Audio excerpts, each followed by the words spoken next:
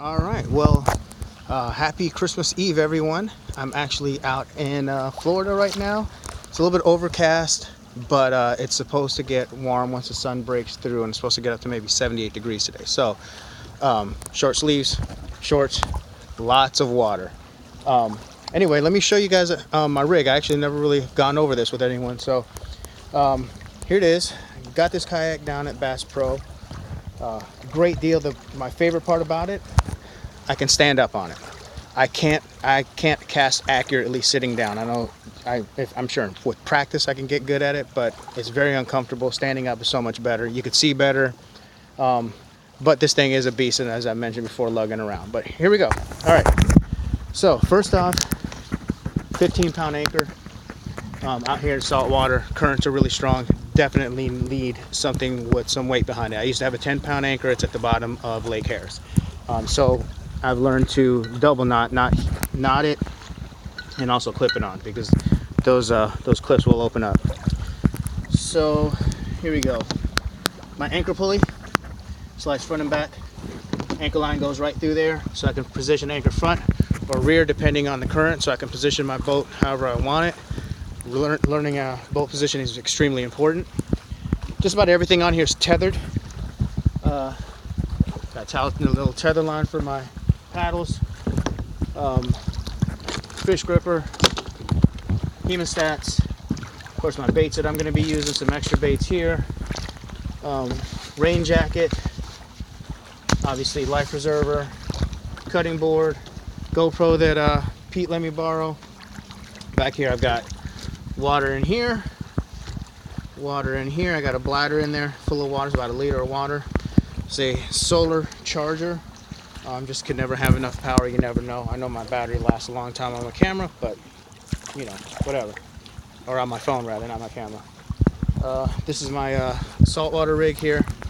It's 9 feet. Heavy action, but very soft tips. Really nice. It's really versatile.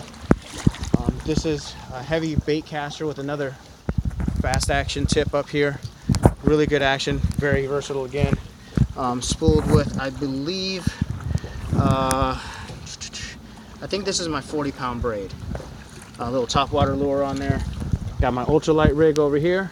6-pound line. P-line fluoro clear, which is awesome because it's got like a fluorocarbon fused onto a polymer, so it doesn't stretch like mono. It's not as brittle as fluorocarbon. It's a great line. My man Jim put me onto that, and I love it. My casting net, still working on getting good at that, but if you ask any saltwater fisherman, they say mullet, live mullet, fresh caught, not frozen. Now I've been using frozen in the past, and I've caught a few things, but fresh caught or still live is the best deal, and you can catch everything. Eats mullet, so you can catch anything on that. Anyway, more on my rig here. Put this sticker on here. I don't know if you guys can see that, but I'm always talking about how many inches the fish are that I caught. So I got my fish gripper right here.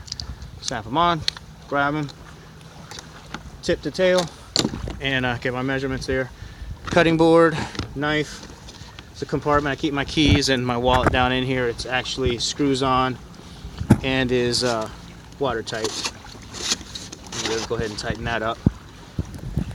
So, okay, my net back here, it's rubber, so it doesn't harm the fish. So you guys know I'm catch and release, so I don't want to hurt them. The nylon ones tend to cut into them and damage their slime layer, which is very important to fish's survival and protection.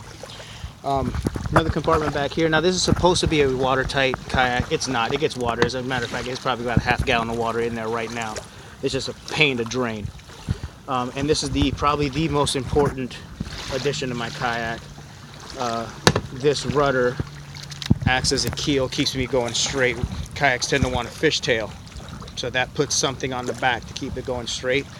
I don't have to work nearly as hard to get, and it's kind of windy out here, so I'm going to be fighting the wind heading out there, so that's really good that I have that on there today. Otherwise I'd be exhausted and I'd be halfway through with the trip. Anyway, the goal is to go across the water over here. There's actually a creek out there somewhere. I'll find it. I don't know if you guys can make it out, those white lines, but those are creek channels. And eventually I might work my way up to a fish around the bridge over there.